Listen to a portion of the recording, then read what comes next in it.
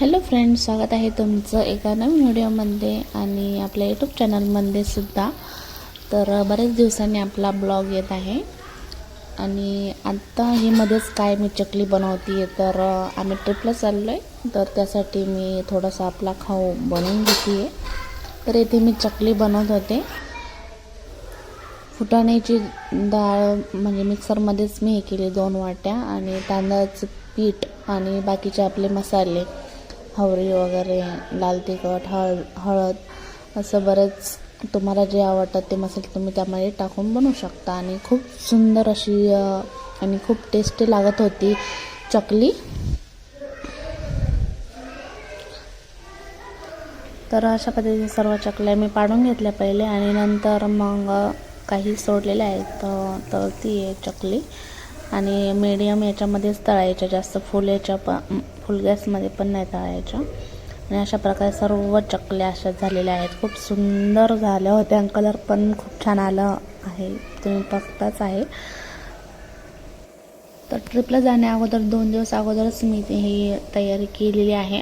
आणि पहिल्या दिवशी चकल्या बनवल्यानंतर मी गोड पोळी बनवायची होती. तर शेंगदाणे, खोबरं आणि हावरी सर्व भाजून घेतली, आणि थोडे जास्त शेंगदाणे मी भाजले होते कारण गुळाचे लाडू पण बनवायचे होते मला.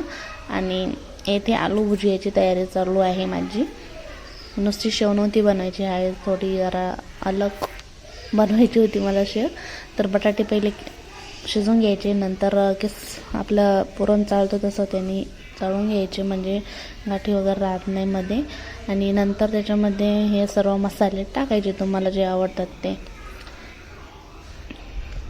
तर इथे मी हळद, चाट मसाला, जिरा पावडर, धना पावडर, कसुरी मेथी, लाल मिरची एवढं सगळं टाकलेलं होतं.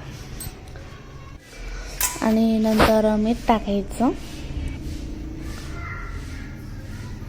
आणि सर्व मिक्स करून घ्यायचं आहे. नंतर सर्व मिश्रण जे आहे ते मिक्स करून घ्यायचं. नंतर त्यामध्ये थोडंसं बेसन पण टाकायचं आहे. तर इथे मी हे पीठ मळून झाल्यानंतर घारगेचं देखील पीठ अगोदरच मळून ठेवलं होतं, लाल भोपळ्याचे घारगे. तर आता मी ते पहिले बनवून घेते घारगे. सगळं थोडं थोडं नेटतं मी. नंतर शेव काढून घेतली घारगे काढून झाल्यानंतर. आणि शेव तुम्ही पाहताच आहे की एकदम सुंदर अशी लागत होती, एकदम चटपटीत लागत होती शेव.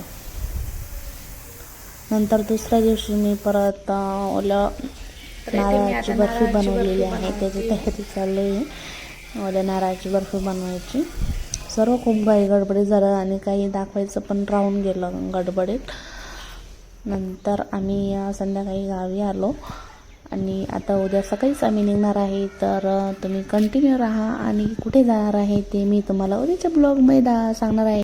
Bye bye.